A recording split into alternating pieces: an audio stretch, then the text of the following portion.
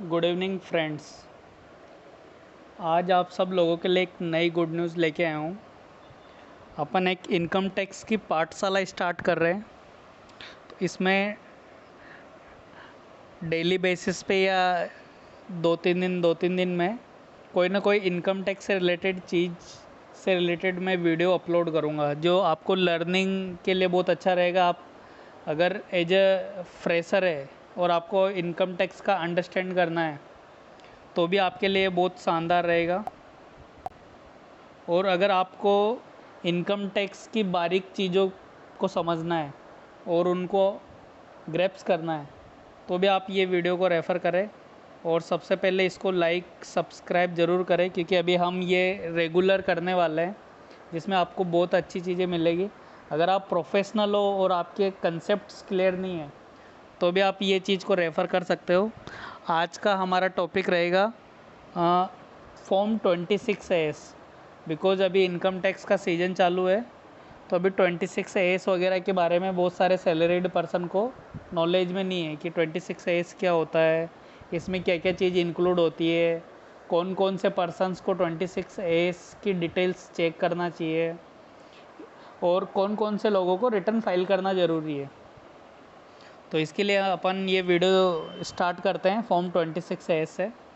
तो मैं अपने नोट से आपको गो थ्रू करता हूँ।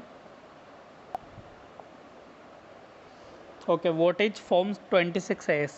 26 क्या होता है कि एक एनुअल टैक्स स्टेटमेंट होता है जिसके अंदर AIR ट्रांजेक्शन्स जो होते हैं वो रिपोर्ट होते हैं। तो फॉर्म 26A में बहुत सारी चीज़ें इंक्लूड होती है। इसमें आपने अगर ड्यूरिंग देयर सेल परचेज किया है कोई इमूवेबल प्रॉपर्टी, उसका डिटेल होता है। म्यूचुअल फंड में आपने इन्वेस्टमेंट किया, उसका डिटेल्स होता है।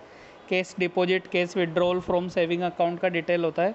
और एक्सेट्रा जो कुछ ट्रांजेक्शन्स होते हैं वो अपन अभी आगे डिस्कस करते हैं। तो सबसे पहले अपन देखते हैं कि फॉर्म 26 क्या होता है। ये एक एनुअल इन्फॉर्मेशन रिपोर्ट होती है। उसके बाद अपन इसको ब्रेक कर लेते हैं कि कंपोनेंट्स वाइज अपन इसको पढ़ते हैं।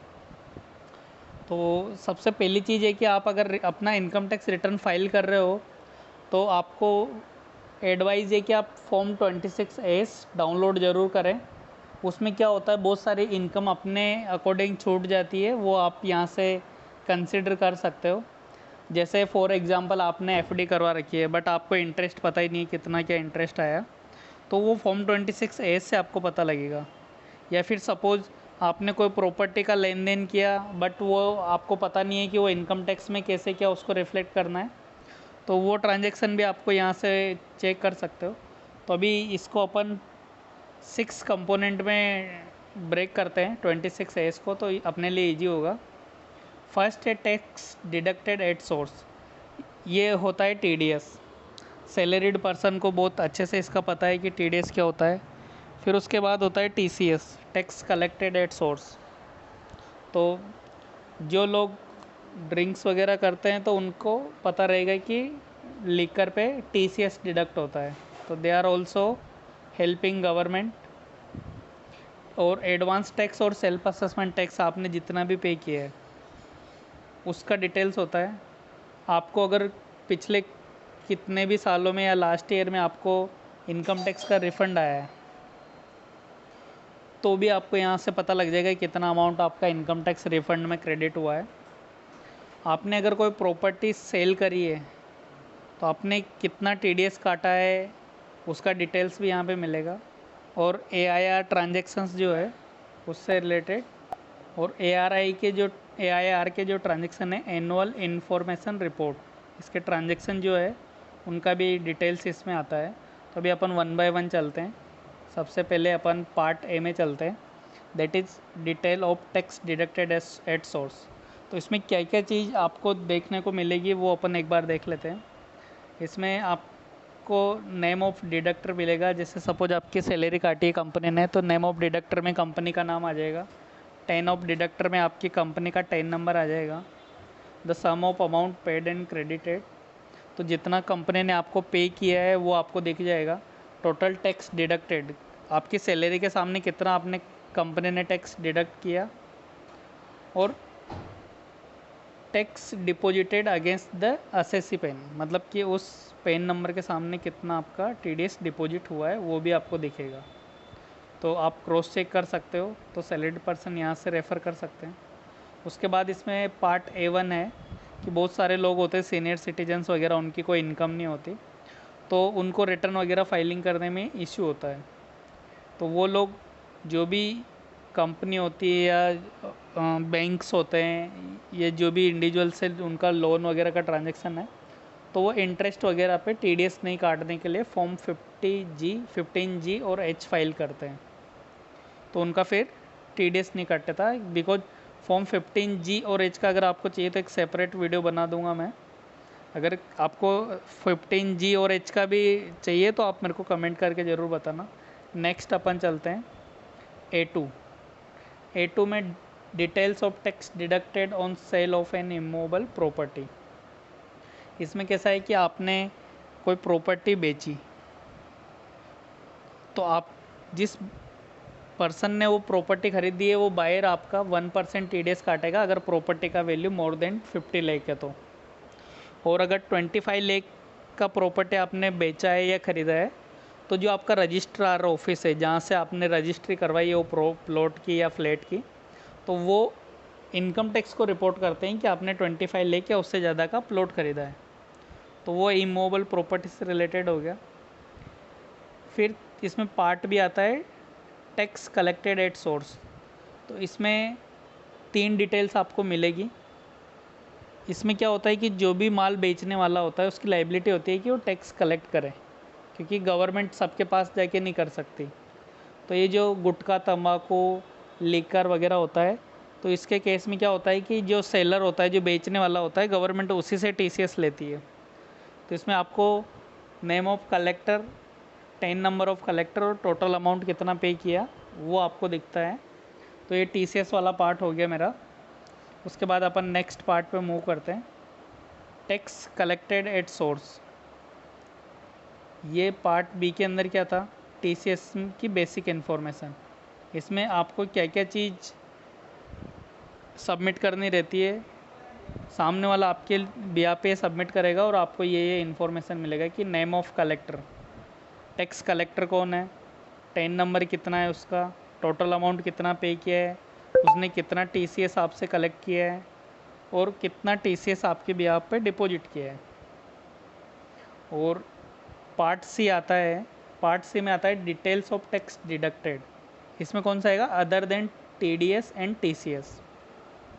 मतलब कि आपने एडवांस टैक्स पे किया वो यहाँ पे दिखेगा, आपने कुछ सेल्फ असेसमेंट टैक्स पे किया वो यहाँ पे दिखेगा, और आपने और कोई लाइबिलिटी पे करी है वो भी यहाँ पे आपको उसका चालान डिटेल पूरा दिख जाएगा। ओके, नेक्स्ट पॉइंट पे अपन मूव करते हैं, डिटेल्स ऑफ रिफ़ंड पेड। इसमें कैसा है, अपने को पता नहीं होता कि अपना रिफ़ंड आया नहीं आया या फिर कौन से अकाउंट में क्रेडिट हुआ, वो सब चीज़ अपन ट्रैक नहीं कर पाते। तो जो सैलरीड पर्सन है उनको एडवाइस है कि वो जब भी रिटर्न फाइल करें, लास्ट ईयर का रिफ़ंड अगर उनको नहीं मिला है तो एक बार फॉर्म 26AS डाउनलोड करें और उसमें चेक करें कि लास्ट उनको रिफ़ंड क्रेडिट कब हुआ था। तो इसमें क्या क्या डिटेल्स आती है कि कौन से असेसमेंट ईयर का रिफ़ंड था, मोड ऑफ पेमेंट क्या था रिफ़ंड का, रिफ़ंड इश्यूड हुआ या नहीं हुआ, नेचर ऑफ रिफ़ंड क्या है, और अमाउंट ऑफ रिफ़ंड कितना है, और उस पर कितना गवर्नमेंट इंटरेस्ट पे कर रही है आपको, और कौन सी डेट को आपके अकाउंट में क्रेडिट हुआ है, और उसका अगर गवर्नमेंट का कुछ रिमार्क वगैरह रहेगा तो वो रिमार्क। ओके, और इसमें पार्ट E आता है details of SFT transactions. Details of SFT transaction में होता है कि जो भी आपकी एनुअल इन्फॉर्मेशन रिपोर्ट है, रिटर्न है, सॉरी, एनुअल इन्फॉर्मेशन रिटर्न, तो ये पहले SFT के नाम से जानी जाती थी, अभी इसको एनुअल इन्फॉर्मेशन रिटर्न बोलते हैं। तो इसके बारे में अपन और डिटेल में पढ़ते हैं।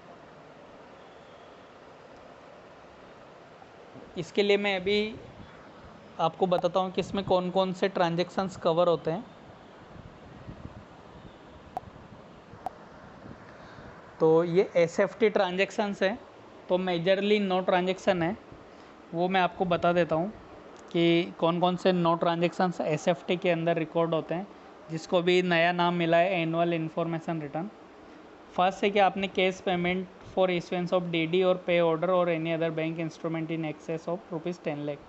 10 लाख रुपए से ज़्यादा आपने कैश डिपॉजिट करके या कैश दे के डीडी बनवाया है तो ट्रांजैक्शन इनकम टैक्स को रिपोर्ट होता है। आपने कैश डिपॉजिट या विड्रॉल किया है मोर देन 50 लाख, मतलब डेबिट क्रेडिट का टोटल आपके बैंक स्टेटमेंट। आपने 10 लाख से ज़्यादा का एफडी बनाया है तो वो भी यहाँ पे कवर होगा। आपके क्रेडिट कार्ड का पेमेंट पूरे साल भर का मिला के 1 लाख से ज़्यादा हुआ है तो भी वो इनकम टैक्स आपको रिटर्न फाइल करना कंपलसरी है। आपने बॉन्ड और डिबेंचर में 10 लाख से ज़्यादा का इन्वेस्टमेंट किया है तो भी आपको रिटर्न फाइल करना कंपलसरी है। आपने परचेज और सेल किया फॉरेन एक्सचेंज में, फॉरेन करेंसी में मोर देन 10 लाख तो भी आपको रिटर्न भरना कंपलसरी है। आपने कोई भी लैंड एंड प्रॉपर्टी परचेज या सेल करी है तो भी आपका रिटर्न भरना कंपलसरी है। सेल ऑफ गुड्स और service in case in excess of ₹2 lakh for person liable for tax audit under section 44AB।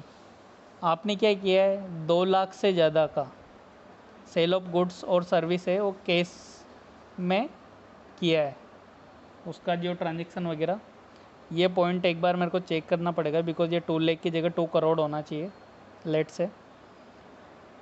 Cash deposit up to certain amount, आपने नोटबंदी के टाइम में जो डिपॉजिट वगैरह किया है उसका डिटेल्स है ये, तो नोटबंदी वाले केस भी यहाँ पे कवर होते हैं। उसके बाद आता है पार्ट एफ। पार्ट एफ में होती है details of tax deducted on sale of immovable property under section 194IA for buyers. मतलब अगर आपने प्रॉपर्टी खरीदी है तो आपको TDS काटना पड़ेगा सामने वाले का, जो प्रॉपर्टी सेल कर रहा है, तो आप जो भी TDS डिपॉजिट करोगे वो यहाँ पे रिफ्लेक्ट होगा। और अगर आप कोई कंपनी हो या फार्म हो या इंडिविजुअल प्रोप्राइटरशिप हो और आपने अगर कोई TDS का डिफ़ॉल्ट कर रखा है तो यहाँ पे TDS डिफ़ॉल्ट का अमाउंट आपको मिलेगा, तो यहाँ से आपको पता लग जाएगा। तो ये कंप्लीट 26AS का अपना डिस्कशन था। तो अभी नेक्स्ट टाइम अभी कुछ रहेगा तो आप सबसे पहले फॉर्म 26AS डाउनलोड करो और उसके बाद में आप ये डाउनलोड करने के बाद आप मेजरली ये जो पॉइंट्स है ये चेक करो, उसके बाद आपका इनकम टैक्स रिटर्न फाइल करो। अगर आपको कुछ इनकम टैक्स फाइलिंग से रिलेटेड कुछ हेल्प चाहिए तो आप कमेंट ज़रूर करो। चैनल को सब्सक्राइब ज़रूर करना बिकॉज हम इनकम टैक्स का एक रेगुलर कुछ ना कुछ अपडेट लेके आ रहे हैं आपके लिए। लेटेस्ट जो भी अपडेट रहेगा वो मैं आपको अपडेट करता रहूँगा। Okay bye, good night.